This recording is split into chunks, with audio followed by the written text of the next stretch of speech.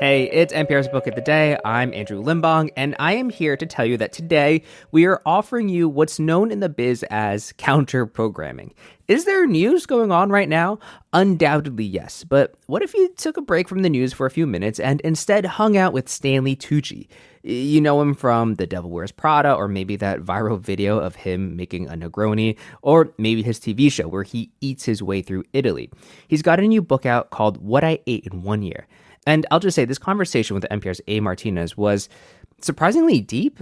I went in thinking it was going to be, a fun and breezy celeb interview, but it turned out to be a really thoughtful conversation about time, aging, love, and appreciating the life we're in right now. That's ahead. This message comes from Charles Schwab. When it comes to managing your wealth, Schwab gives you more choices, like full-service wealth management and advice when you need it. You can also invest on your own and trade on Thinkorswim. Visit schwab.com to learn more. Support for this podcast and the following message come from the Southern Environmental Law Center, the South's largest environmental advocate and protector. SELC is dedicated to tackling the toughest environmental challenges by protecting our air, water, land, wildlife, and the people that live there. Learn more at southernenvironment.org. When actor Stanley Tucci isn't on a film set, there's a good chance you'll find him in a kitchen somewhere rustling up something tasty. Italian cuisine features heavily in his diet, as you might know from his TV program Searching for Italy. Now, in his new book, What I Ate in 1 Year, he's reflecting on some of his simplest meals as well as his more elaborate ones, from spaghetti with tropea onion to roasted sea bass. At the age of 63, he's also offering some thoughts about life. Now, he told me his love of food began in his mom's kitchen. Her home-cooked meals still influence him to this day. Everything's centered around food. It was what you talked about before you ate, is what you talked about while you were eating, and it was what you talked about after you ate.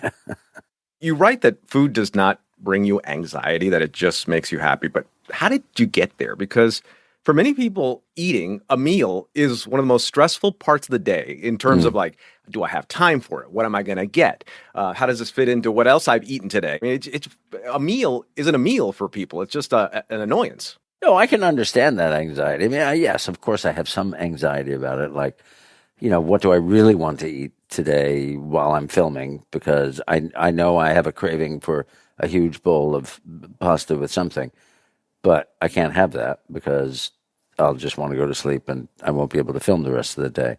But at the same time, it's sort of planning ahead or just listening to your body. Your body tells you. If you're in touch with your body tells you what you're supposed to have. And I like to follow that. And so I know at the end of the day, I think, okay, I want to have this, and I'll go and make it, or I'll go to the place that makes it really well. What makes for a great meal, Stanley? And how is that defined? What is a great meal? A great meal starts with great ingredients. First of all, the quality of the ingredients makes a big difference, how those ingredients are combined. And then who are you sharing that meal with? That's absolutely crucial. What if it's just yourself, that you're only sharing with yourself? Can that still be a great meal? It can be, absolutely.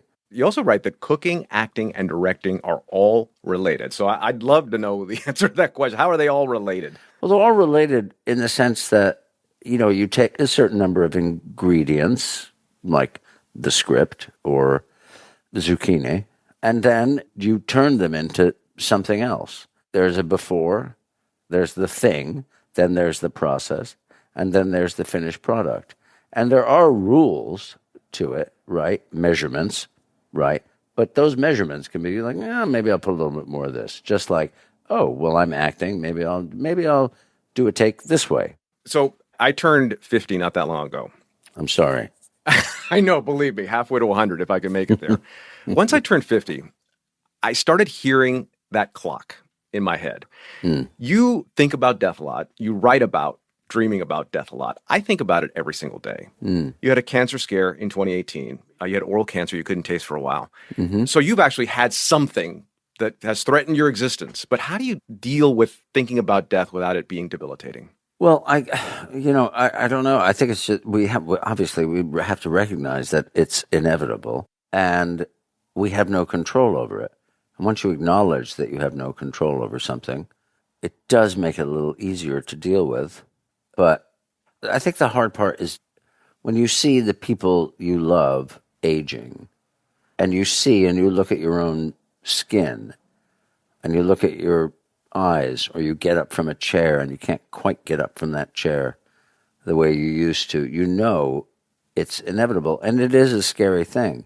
But if you let it consume you, then what good is that? And how are you, I think particularly if you have children, you're not doing them any service, are you? No, I mean, yeah. No, and there's so much more to see and so much more to be done that's what we have to focus on. How much did that scare you when you went through oral cancer in 2018? I mean, you were on a feeding tube for 6 months. The oral cancer was terrifying. I was shocked, and you feel like you're dying. And I felt like I was dying because the treatment was so awful, and yet, of course, it was the treatment that saved me. I was very lucky that I hadn't metastasized, and so the cure rate was very high. But having watched my wife die of it, it was very scary. Even though I'm supposedly out of the woods, you're never really out of the woods. No, the second we're born, right? We're in the woods the second you were born, yeah. Yeah, you're in it. One of the things that features heavily in your writing is wanting to freeze time. Yeah. Is this kind of thoughts of death, is that a reason to freeze time? Or Absolutely. Mm-hmm. No, I want to freeze time. I think I wrote that, if I could be 40 years old for like a decade, that would be great. And then you go like, okay, now I'm ready. Now I'm ready to get a little older. I read recently, Stanley, that you have no idea how you became a foodie sex symbol, which I find shocking because I think people find sexy when people are passionate about something. And you clearly are passionate about life, about your career, and definitely about food. You're also very attractive. You're a nice-looking man who's in great shape. Oh, you're very kind. Thank you. How is this a mystery to you? How do you not understand how people would find everything that you put out sexy? I don't know. I don't know. Like, it's not in my... You ponder a lot of questions, Stanley. How have you never pondered that one? I have pondered it, and I'm happy about it. I mean, it's very strange at the age of 63 to suddenly people go, oh, yeah, you're really sexy, and you're like, oh, really? Okay. I felt sexier when I was younger, but, whatever. Yeah, 63 is the new 40.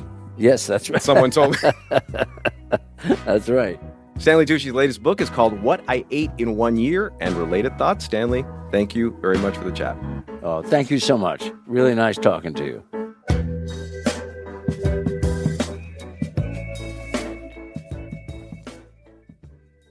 This message comes from NPR sponsor Vuori, a new perspective on performance apparel. Check out the latest Dream Knit collection by visiting vuori.com/NPR for 20% off your first purchase. Exclusions apply. Visit the website for full terms and conditions. This message comes from NPR sponsor Merrill. Whatever your financial goals are, you want a straightforward path there. But the real world doesn't usually work that way. Merrill understands that. That's why, with a dedicated Merrill advisor, you get a personalized plan and a clear path forward. Go to ml.com/bullish to learn more. Merrill, a Bank of America company. What would you like the power to do? Investing involves risk. Merrill Lynch, Pierce, Fenner & Smith Incorporated, registered broker-dealer, registered investment advisor, member SIPC. This message comes from Boll & Branch. Start getting your best sleep with the softest, most luxurious bedding from Boll & Branch. Feel the difference for yourself during their biggest sales of the entire year. Head to bollandbranch.com. Limited time only. Exclusions apply. See site for details.